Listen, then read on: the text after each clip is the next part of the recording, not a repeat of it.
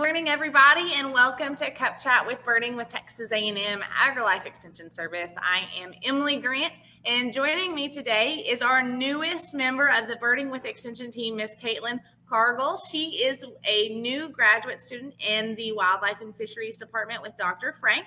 And since Dr. Frank can't be here, we're excited to welcome Caitlin and talk a little bit about what she's got planned and how she's going to be a big part of the Birding with Extension team this year as she works on her master's. And then we're going to talk a little bit about birding the border. But this week, Dr. Frank can't be joining us because she is actively doing our birding in the classroom teacher in service. And Caitlin, you've been tuning in with that. So do you want to give us a quick recap about what's going on?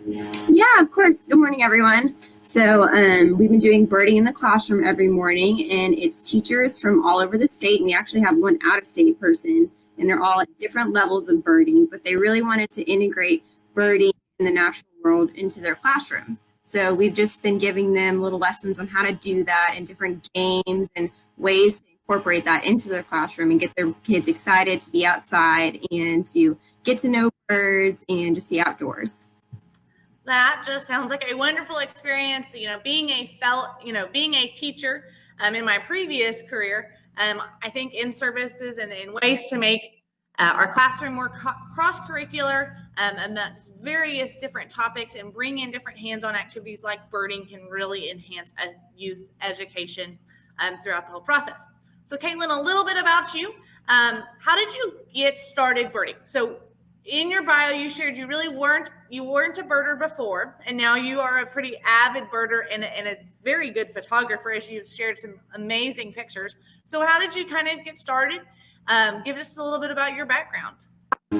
So I definitely didn't grow up with like a naturalist family or a birding family. Like we went camping every spring break at Garner State Park, actually, so not too far from Uvalde.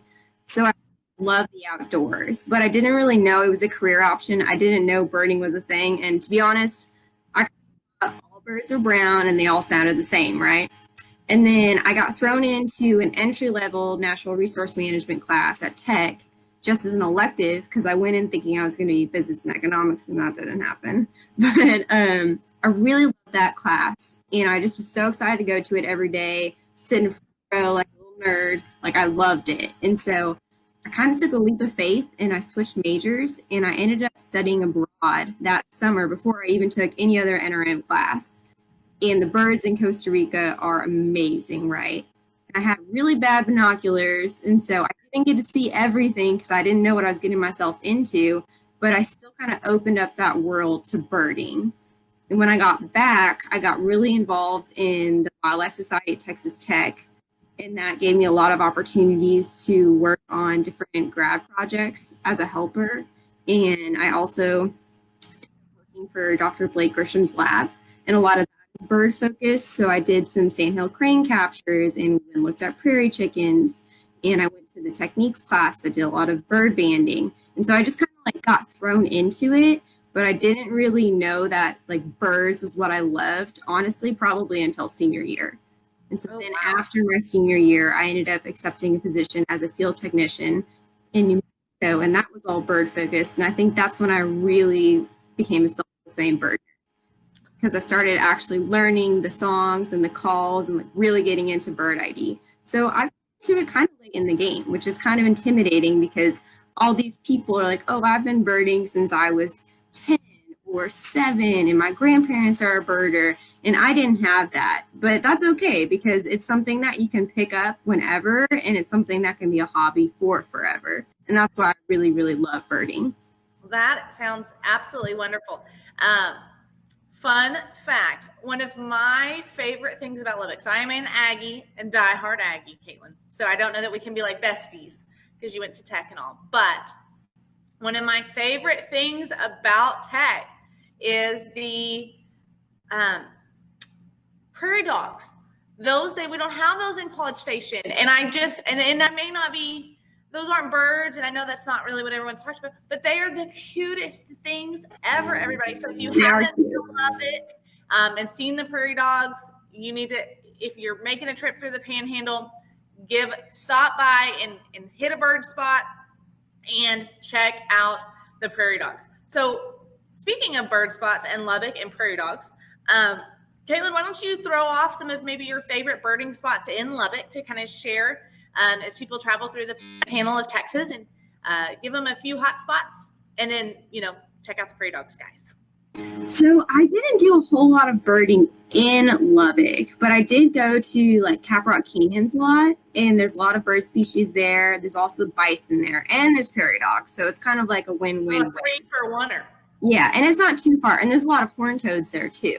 In fact, because I'm a photographer, I love taking pictures. There was nobody really in that park, and so I saw a horned toad in the road, and I was laying in the road taking a picture, and this guy was walking, and he was like, "What are you looking at?" And he saw it, and he was like, "Oh, you're one of those weird bug people." And I was like, "That's definitely not a bug, but sure." Yeah, we're going to call you a weird bug person now. From now on, Caitlin, that's going to be your new name, the weird bug grad student that's part of. Yeah, I don't like that one.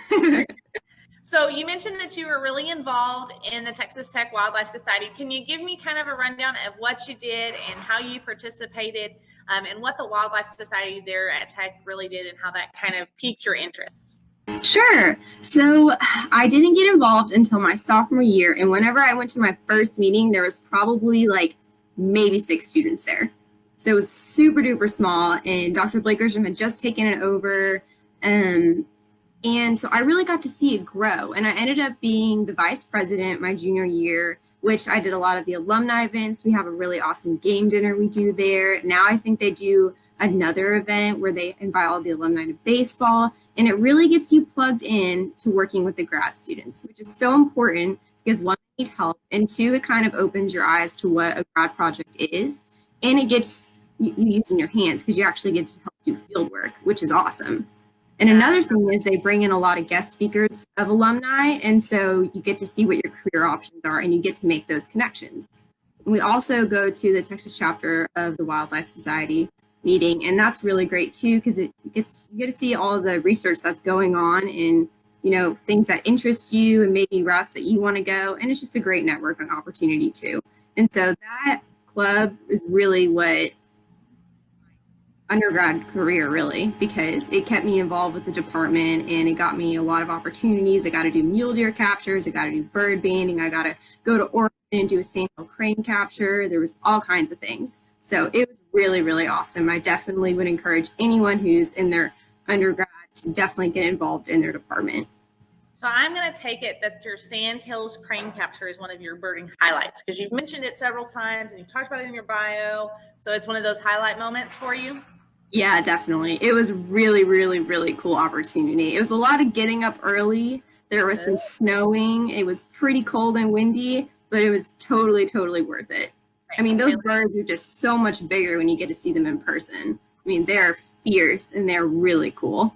Caitlin, you said 2 things that don't go well with me: waking up early and being cold. So I'm not going to go with you. I wish you luck the next time you go, but I won't be the one who joins you.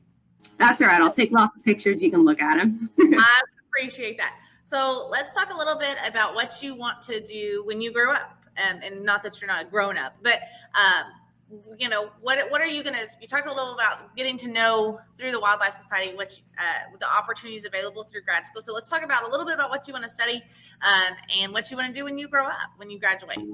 Yeah, okay. So the route that I'm going to go with my project is helping landowners manage for species of greatest conservation need. So chief warbler or black-cap vireo kind of thing. Both of which that you can see at Birding the Border. A very good chance, guys. Those are 2 of our target birds for several of our properties. So don't forget, registration starts up September 1. And I think Dr. Frank said that like golden cheek warblers have been really seen them at Birding with the Border. So we've seen a golden cheek warbler on the same property every time.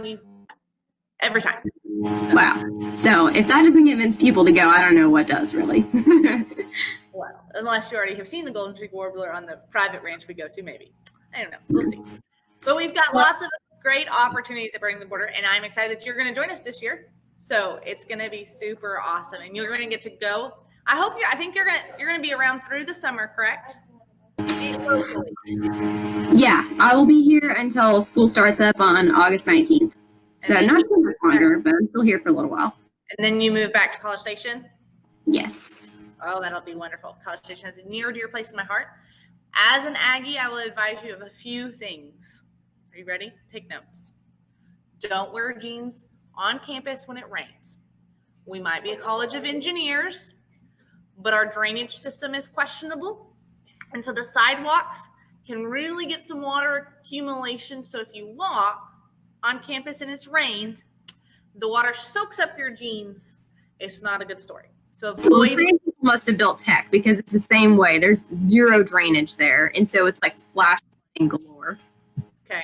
So definitely rule number one, don't wear jeans when it rains. You've got to go to the chicken and eat a burger.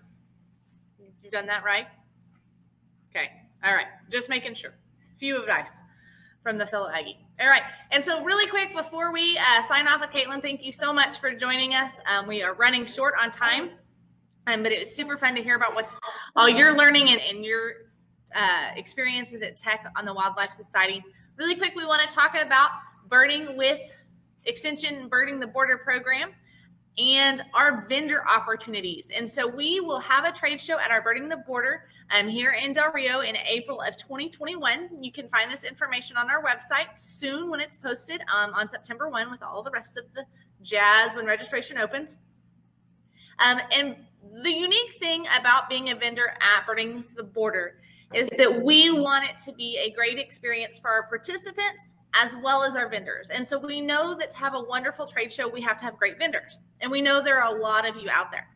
But we know that it takes time and money to travel and come stay for our Birding the Border program to share all of your great either materials, educational things, or your products with our participants. But we want you to come. And so here's what we are going to do for all of our vendors.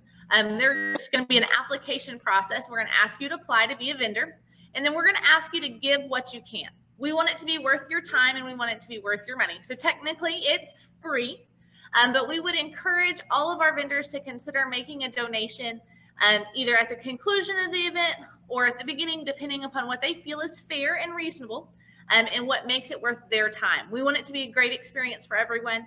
So that means we have to have great vendors, and we have to have a great trade show for our participants. So it is a pay what you can or pay what works for you. There will be an application process. We won't be accepting all vendors, but we will accept 15 to 20 vendors. And so we want those to be the best. So thanks so much, everybody, for joining us today. And Caitlin, thank you for joining us. Thank you. We are excited to see what you have to share with us the rest of the week on our social media sites. So Caitlin is guest hosting for the rest of the week. Can't wait to see what you share. And I think that's it. That's all I got today. Caitlin, you got any other things that we need to talk about? I think that was it. No, I think I'm good. Okay, well, good luck with your studies, and we will be seeing you around.